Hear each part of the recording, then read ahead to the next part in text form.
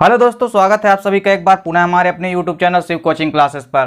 तो दोस्तों, आज की इस वीडियो में हम बायोलॉजी क्लास 12 एनसीईआरटी चैप्टर 2 में देखेंगे पुंकेसर या लघु बीजाणुपर्ण क्या होते हैं, स्टेमन अथवा माइक्रोस्पोरोफिल क्या होते हैं। तो दोस्तों, प्रीवियस वीडियो में हमने आपको क्या बताया था कि जो हमारा पुमंग होता है या एंड्रोसियम जिसको हम बोलते हैं, वो क्या होता है, हमारा नर जननांग होता है और उसी की हर एक यूनिट क्या कहलाती है, पुंकेसर या लघु बीजाणुपर्ण कहलाती है। तो चलिए, जो बेसिकली जो हमारा पुंकेसर है दोस्तों, वह लघु बीजाणु हम देखते हैं। तो प्रत्येक पुंकेसर क्या होता है दोस्तों, 3 भागों से मिलकर बना होता है। कौन कौन से 3 भागों से मिलकर बना होता है, देखिए इसमें पहला हमारा भाग होता है परागकोश, जिसको हम एंथर बोलते हैं। इसके बाद जो दूसरा भाग होता है हमारा कनेक्टिव या संयोजी होता है। और देखिए जो तीसरा भाग हमारा होता है वो फिलामेंट होता है। चलिए अब देखिए दोस्तों, जो हमारा ये पुतंतु होता है या फिलामेंट जो होता है, ये पुंकेसर का लंबा व्रंत होता है, यानी ये नीचे का लंबा व्रंत भाग होता है। तथा जो हमारा परागकोश या एंथर होता है, ये फैला हुआ सिर होता है। देखिए ये ऊपर का सिर होता है फैला हुआ, और प्रत्येक परागकोश में 2 पालियां होती है। देखिए परागकोश में क्या होता है, प्रत्येक परागकोश में 2 पालियां होती है जो एक दूसरे से संयोजी या योजी द्वारा जुड़ी रहती है। ये इसको हम कनेक्टिव बोलते हैं। तो योजी या संयोजी वही है दोस्तों, कन्फ्यूज नहीं होना है। तो हर एक जो इसकी पालियां हैं, इसकी जो 2 पालियां हैं परागकोश की या एंथर की, ये क्या होती है, संयोजी के द्वारा जुड़ी होती हैं। चलिए तो हम देखते हैं दोस्तों। यहाँ पे देखिए आप दोस्तों, यहाँ पे हमने पुंकेसर बना रखा है। देखिए जो बेसिकली पुंकेसर है वो हमने आपको बताया कि 3 भागों से मिलकर बना होता है। तो देखिए जो ऊपर का भाग होता है इसको हम बोलते हैं परागकोश, और यहाँ पे आप देख सकते हो ये परागकोश एक लोब ये हो गया हमारा और एक लोब इधर का, यानी 2 लोब होते हैं एक परागकोश में। अब देखिए ये जो दोनों लोग आपस में जुड़ते हैं, इस जुड़ने वाले स्थान को हम क्या कहते हैं, संयोजी कहते हैं या कनेक्टिव कहते हैं। ठीक है दोस्तों। अब इसके बाद देखिए यह जो इसका लंबा व्रंत या डंठल भाग होता है, इसको हम क्या कहते हैं, पुतंतु कहते हैं। क्या कहते हैं दोस्तों, पुतंतु कहते हैं।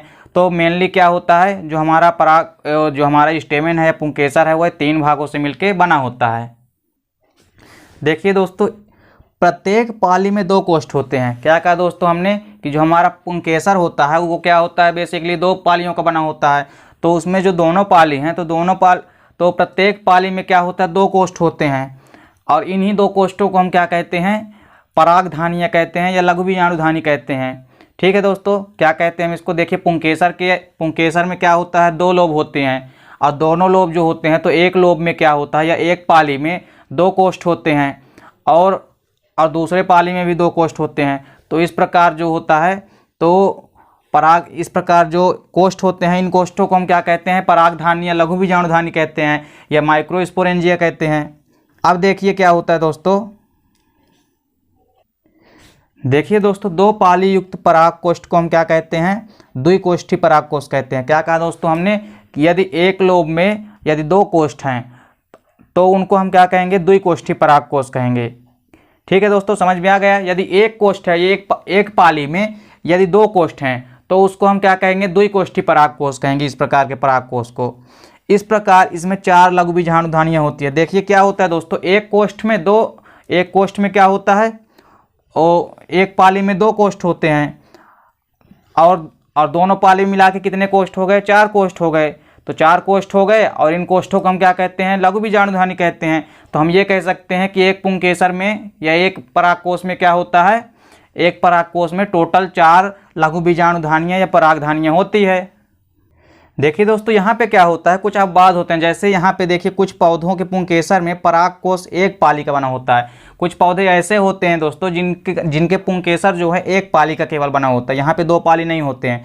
तो ऐसे पुंकेसर को हम क्या कहते हैं, एक कोष्ठी परागकोश कहते हैं। देखिए जो परागकोश है वो क्या होता है, एक ही कोष्ठ का बना होता है ना, यानी एक पाली में एक ही कोष्ठ होता है। तो इस प्रकार क्या होता है कि कुछ अपवाद हैं। जैसे मालवेसी कुल के पुष्प में यदि हम बात करें तो इसमें एक ही कोष्ठ परागकोश होता है। परागकोश कैसा होता है, एक कोष्ठी होता है, किसमें, मालवेसी कुल के पुष्प में। मालवेसी कुल आप समझ सकते हो, मालवेसी कुल में जैसे हिबिस्कस रोज़ा साइनेंसिस जो होता है, यानी चाइना रोज जिसको हम गुड़हल कहते हैं। तो गुड़हल में क्या होता है, एक ही कोष्ठ का परागकोश पाया जाता है। तो इस प्रकार के परागकोश को हम क्या कहते हैं, एक कोष्ठी परागकोश या मोनोथीकस कहते हैं। चलिए दोस्तों, इसके बाद क्या होता है, अब इस प्रकार के परागकोश में केवल 2 लघु बीजाणुधानियाँ बनेगी। देखिए अब एक लोब में क्या है, एक ही कोष्ठ है, तो 2 लोब में क्या होगा, 2 कोष्ठ होंगे।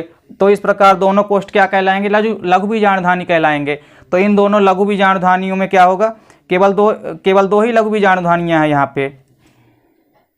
अब देखिए दोस्तों, जो हमारे पास लघु बीजाणुधानी या परागधानी बन चुकी है, तो इन्हीं लघु बीजाणुधानी या परागधानी के अंदर बहुत अधिक संख्या में क्या होता है, और एकदम से महीन, एकदम से पाउडर जैसे क्या होते हैं लघु बीजाणु अथवा परागकण इसके अंदर क्या होते हैं, भरे रहते हैं। देखिए दोस्तों, यहाँ पे तो क्या था, हमारे पास पराग कोश है, और ये पराग कोश जो हमारे दोस्तों एक और ये दो लोबों में क्या है, बटा हुआ है। अब ये दो लोब में देख सकते हो आप, एक लोब में कितनी परागधानियाँ हैं, 2 परागधानियाँ हैं यहाँ पे, और दूसरे लोब में भी 2 परागधानियाँ। तो टोटल हम कह सकते हैं कि एक पराग कोश में कितनी परागधानियाँ होती हैं, 4 परागधानियाँ होती है।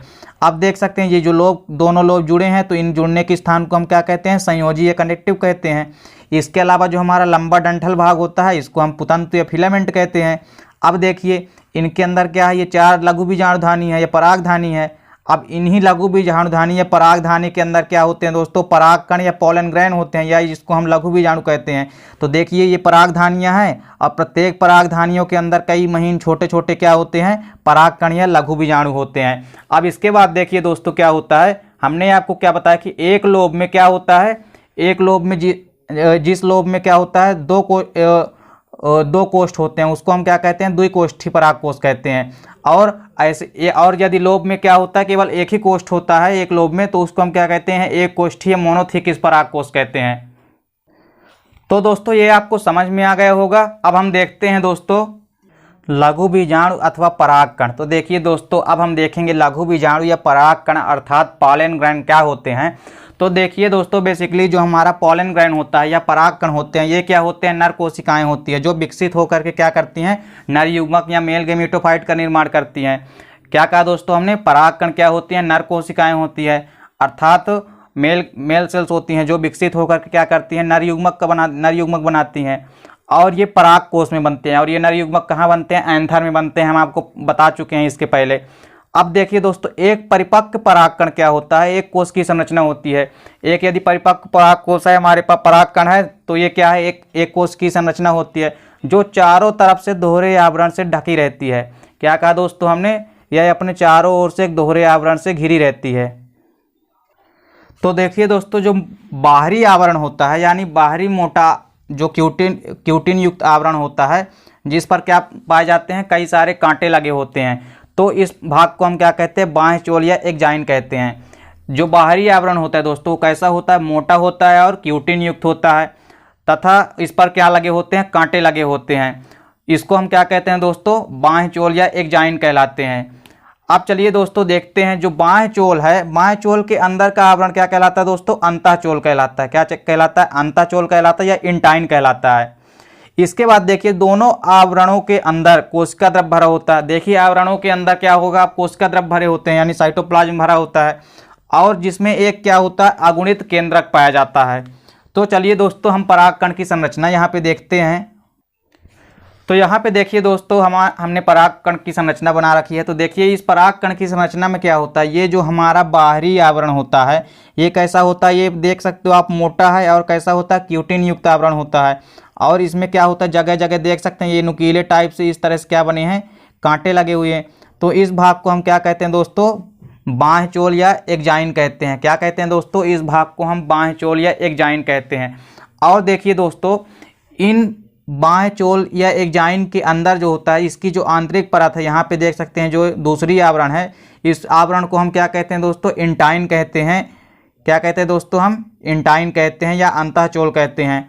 अब देखिए इन दोनों आवरणों के अंदर देखिए, यहाँ पर क्या है, बहुत सारे छोटे छोटे क्या हैं, बहुत सारी मात्रा में क्या है, साइटोप्लाज्म या कोशिका द्रव्य भरे हुए हैं। और इन्हीं कोशिका द्रव्य के अंदर क्या होता है दोस्तों, यहाँ पे देख सकते हो एक केंद्रक हमारे पास होता है, और केंद्रक जो होता है कैसा होता है, अगुणित होता है। तो चलिए दोस्तों, क्या कहा हमने, परागकण की संरचना में देखिए, सबसे जो बाहरी आवरण होता है ये क्या कहलाता है, ये बाह्य चोल या एक्जाइन कहलाता है। इसके बाद जो अंदर का आवरण होता है वो इंटाइन कहलाता है या अंतःचोल कहलाता है। और इसके बाद देखिए, इसके चारों ओर आप देख सकते हो, इसके चारों ओर, इसके अंदर के भाग में क्या है, बहुत सारी संख्या में क्या होते हैं, साइटोप्लाज्म भरे होते हैं। और साइटोप्लाज्म के अंदर आप देख सकते हो एक अगुणित केंद्रक पाया जाता है।